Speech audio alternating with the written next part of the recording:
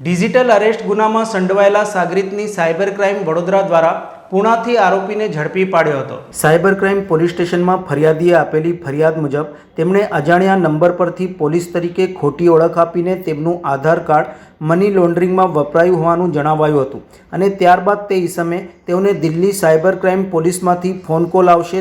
જેમાં તેઓને મની લોન્ડરિંગના 1 લાખ રૂપિયા કેશ તથા 10% રકમ મળેલ છે, સાથે તેઓનું બેંક એસેટ ચેક કરશે તેમ જણાવ્યું હતું। ત્યારબાદ ફરિયાદી પાસેથી વોટ્સએપના માધ્યમ દ્વારા વિડીયો કોલ કરી નિવેદન લીધું હતું અને તેઓના બેંક એકાઉન્ટ અંગે તમામ માહિતી મેળવી લીધી। તે સમયે ફરિયાદીને જણાવ્યું હતું કે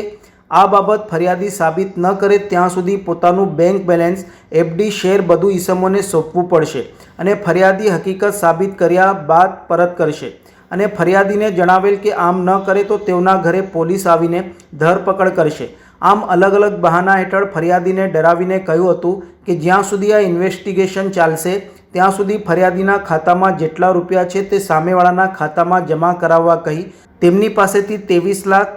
સામાવાળાએ તેમના બેંક ખાતામાં ટ્રાન્સફર કરાવ્યા હતા, જે બાબતે સાયબર ક્રાઇમ પોલીસ સ્ટેશન ખાતે ગુનો દાખલ કરવામાં આવ્યો હતો।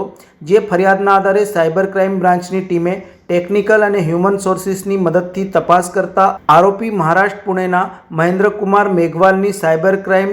બ્રાન્ચે ધરપકડ કરી તેની વિરુદ્ધ કાયદેસરની કાર્યવાહી હાથ ધરી છે। જ્યારે 23 લાખ રકમમાંથી સાયબર ક્રાઇમ પોલીસે ફરિયાદીને 18.86 લાખ પરત અપાવ્યા હતા।